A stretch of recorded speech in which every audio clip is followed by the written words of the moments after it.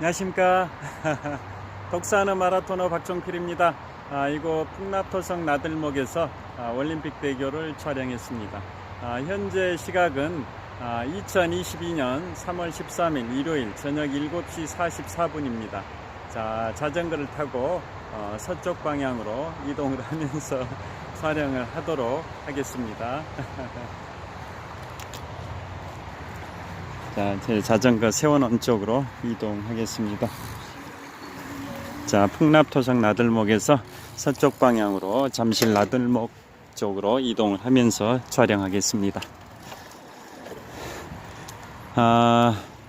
지금부터는 7대6 최고봉 등정에 관하여 말씀드리도록 하겠습니다. 인류 최초로 산악 그랜드 슬램을 달성한 분이 우리나라의 고 박영석 대장님이신데요.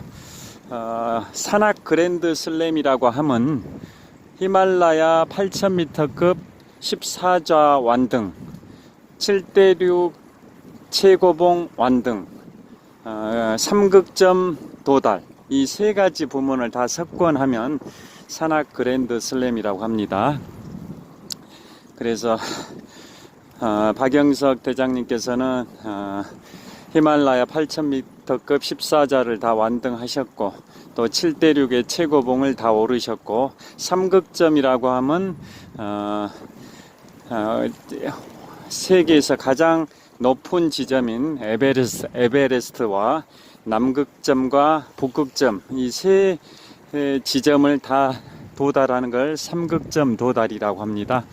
그래서 박영석 대장님은 그걸 다 달성을 하셔서 인류 최초의 산악 그랜드 슬램을 달성하신 분인데요. 그분은 끊임없이 도전을 계속 하셔서 그 이후로도 계속 도전을 계속 하셨습니다. 산악 그랜드 슬램을 달성한 다음에도 계속 도전을 이어가시다가 안나푸르나의 코리안 루트를 개척하시다가 거기에서 실종이 되셨습니다. 등산에는 등로주의와 등정주의가 있는데요. 등정주의는 오로지 정상 정복만을 목적으로 기존의 루틴한 루트를 통해서 오르는 거고, 그에 반해서 등로주의는 새로운 길을 개척해 가면서 기존의 루틴한 루트가 아니라 새로운 길을 개척하면서 정상에 오르는 것을 등로주의라고 합니다. 그래서 박영석 대장님은 등로주의를 지향하시면서 안나푸르나의 코리안 루트를 개척하시다가 돌아가셨습니다. 그래서 지금 마포구 상암동에 월드컵 공원 바로 옆에 하늘공원과 노을공원이 있는데요. 거기에 박영석 대장님의 위대한 업적을 기리는 박영석 기념 산악체험센터가 작년인가 개관을 했습니다. 그래서 1층에는 박영석 대장님의 그런 유품들이 전시되어 있고, 2층인가 거기에는 체험센터, 산악체험센터, 인공 클라이밍장들, 인공 암벽 등반장 이런 게 설치되어 있다고 뉴스에서 봤습니다. 그래서 여하튼 고 박영석 대장님께서 인류 최초로 산악 그랜드 슬램을 달성한 분이시고요. 그 다음에 이제 7대6 최고봉 등정 관련해서는 대륙별로 최고봉이 있는데요. 히말라야 에베레스트 해발 8,848m야 누구나 다 아시는 겁니다. 인류 최초로 거기 에베레스트에 오르신 분은 1953년에 뉴질랜드의 산악가 힐러리 경과 또 세르파인 텐징 노르가, 이 두 분이 인류 최초로 에베레스트 정상에 1953년에 오르셨습니다. 그게 이제 7대륙 최고봉 중에 하나인 아시아의 최고봉이고요. 그 다음에 이제 아메리카로 가가지고 남아메리카의 최고봉이 아콩카과입니다. 아콩카과는 아르헨티나에 있다고 보시면 됩니다. 아르헨티나. 그런데 수도를 기준으로 한다면은 칠레의 수도 산티아고가 더 가깝습니다. 아르헨티나 수도보다 칠레의 수도 산티아고가 더 가깝습니다. 그렇지만 이제 그 행정구역상으로는 아르헨티나에 위치하고 있습니다. 안데스 산맥의 그 가장 높은 봉우리 아콩카가 해발 6,900m 고지인데요. 그게 남아메리카의 최고봉이고, 또 히말라야 8,000m급 14자를 제외하고는 가장 높은 봉우리이기도 합니다. 해발 6,900m 고지. 그래서 뭐 에베레스트는 그야말로 프로들이 아니면은 오르기 어렵지 않습니까? 베이스 캠프인 해발 5,400m 그 고지까지는 아마추어들이 고산증만 극복하면 4박 5일 정도 오를 수 있는데요.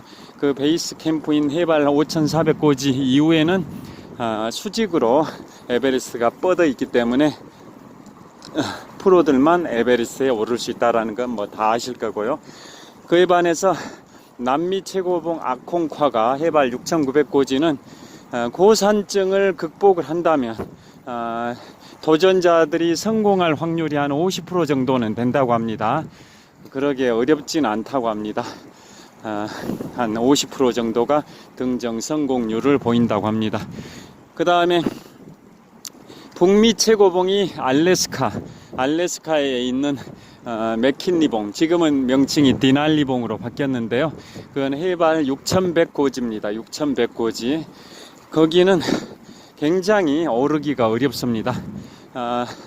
어느 정도 오르기가 어렵냐면 자, 에베레스트 같으면은 베이스 캠프인 해발 5,400 고지, 거기서부터 수직으로 뻗어서 올라가는 거고, 그 5,400 이하 고도에서는 완만한 경사인데요.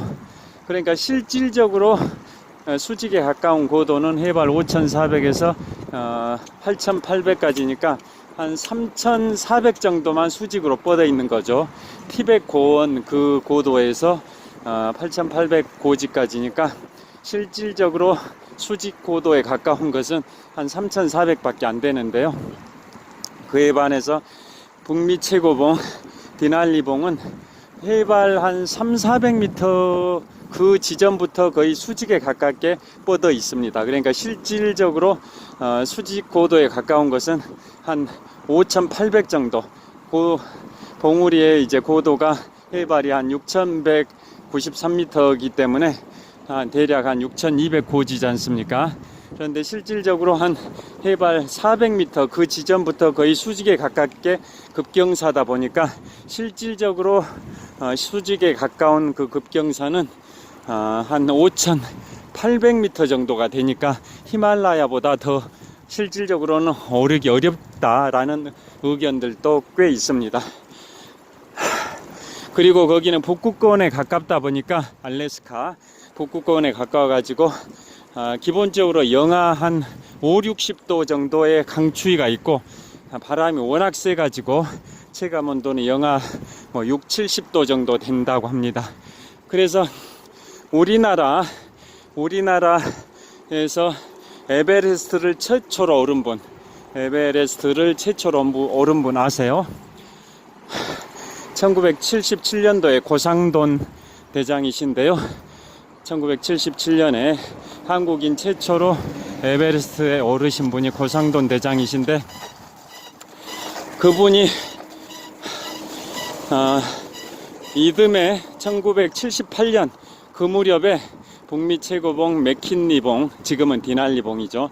거기에 오르시고 하산길에 돌아가셨습니다. 하산길에. 그 정도로 급경사입니다. 그리고 하절기 때 오르셨는데요. 맥킨리봉, 디날리봉 등정에 성공을 하셨는데 하산길에 실족하셔서 돌아가실 정도로, 그 정도로 힘든 봉우리가 북미 최고봉 디날리봉입니다. 그 다음에 일본의 등반가, 그분도 일본인 최초로 에베레스트에 오르신 분인데, 그분은 동절기 때 북미 최고봉 디날리봉에 오르는데 성공하셨는데, 또 하산하다가 그분은 아예 실종이 되셨습니다. 시신도 못 찾은 거죠. 그 정도로 디날리봉은 오르기가 어렵다고 합니다. 그래서 보통 한국인이 디날리봉, 북미 최고봉 디날리봉 등정에 성공하면 전 언론에서 대서특필을 할 정도라고 합니다. 그리고 작년엔가 장애인으로서는 세계 최초로 히말라야 14자 완등을 하신 분이 우리나라 광주광역시 출신이신 조남은 기억이 안 납니다만 그분이 장애인으로서는 세계 최초로 히말라야 14자에 작년에 오르셨는데 하산하다가 실종이 되셨다라고 슬픈 소식, 안타까운 소식이 전해졌었죠. 그분이 왜 장애인이 되셨냐? 바로 북미 최고봉 디날리봉에 오르시다가 손가락에 동상이 걸리셔서 10손가락을 자르셨습니다. 그래서 장애인이 이제 되신 건데요. 그분이 이제 장애인으로서는 세계 최초로 히말라야 14자 완등에 성공은 하셨는데 하산하다가 실종이 되신 게 바로 작년에 언론에 크게 나왔었습니다. 그 정도로 디날리봉은 힘듭니다. 그 다음에 아프리카 최고봉이 다 아시다시피 킬리만자로입니다. 킬리만자로가 해발 5,895m인데요. 해발 5,895m. 킬리만자로도 남미 최고봉 아콩카가와 비슷하게 등정 성공률은 한 50% 정도 됩니다. 거기도 아마추어들도 운이 좋으면 고산병만 극복을 할 수 있으면 킬리만자로에 오를 수 있다고 합니다. 킬리만자로가 무슨 뜻일까요? 그 케냐의 토속어 스와질리어로 반짝이는 산 뭐 그런 의미입니다. 적도 근처에 있는 킬리만자로의 최고봉, 거긴 적도 근처 뜨거운 열사의 그런 지역입니다만은 고도가 높다 보니까 정상 부근은 눈이 만년설이 뒤덮여 있어 가지고 햇볕에 반사돼서 반짝반짝 거린다 해서 반짝이는 산, 스와질리어로 반짝이는 산이라는 의미가 바로 킬리만자로라는 뜻이라고 합니다. 그런데 지금 지구온난화 때문에 만년설이 거의 다 녹아가고 있습니다. 그 다음에 유럽의 최고봉은 엘브루즈입니다. 엘브루즈. 러시아하고 동유럽의 경계에 있는데요.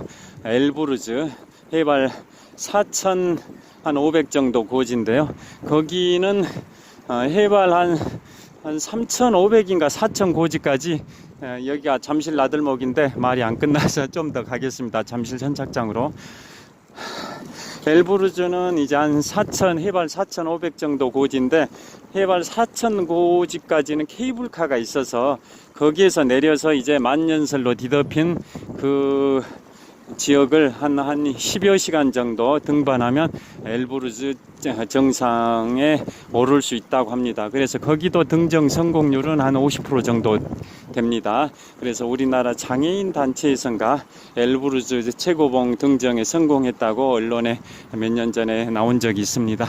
거기가 유럽의 최고봉입니다. 보통 알프스 최고봉 몽블랑 해발 4,807m 거기를 유럽 최고봉으로 착각하시는 분들이 계시는데요. 거기는 알프스 최고봉은 유럽 최고봉은 아닙니다. 그러니까 알프스 최고봉 몽블랑이 해발 4,807이니까 엘브루즈는 그보다 좀 높겠습니다. 그보다는 좀 더 높습니다. 해발 한 5,000 몇백 미터 되는 것 같습니다. 여하튼 한 9, 8분흥선까지는 케이블카가 올라간다고 합니다. 그 다음에 오세아니아 최고봉이 바로 파푸아 뉴기니아 섬, 거기 동쪽 지역은 독립국가 파푸아 뉴기니아고 그 다음에 서쪽 지역이 인도네시아령인데요. 거기가 푼착자야입니다. 오세아니아 최고봉 인도네시아령 푼착자야는 이제 톱날 모양의 능선이기 때문에 프로가 아니고는 아마추어들은 오르기가 어렵다고 합니다. 아침에 제가 설명드린 1997년에 개봉된 영화 티벳에서의 7년 주연 브래드 피트가 그 오스트리아 산악가 하인리 하러 역을 한다고 말씀드렸는데요.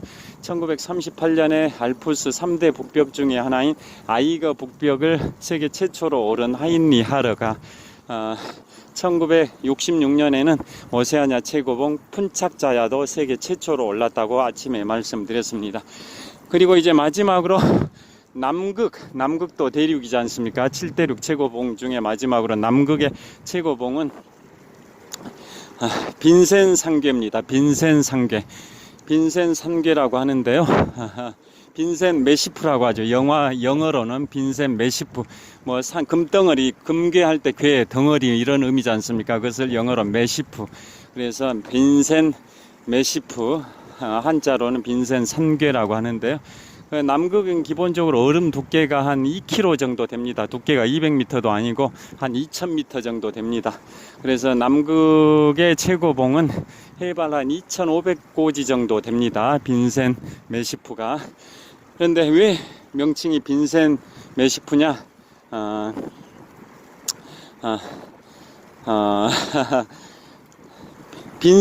빈센이 아니라 빈슨 메시프입니다. 빈슨 메시프, 빈슨 산괴라고 표현하는데요. 자, 잠실 선착장에 왔습니다. 여기서 멈추겠습니다.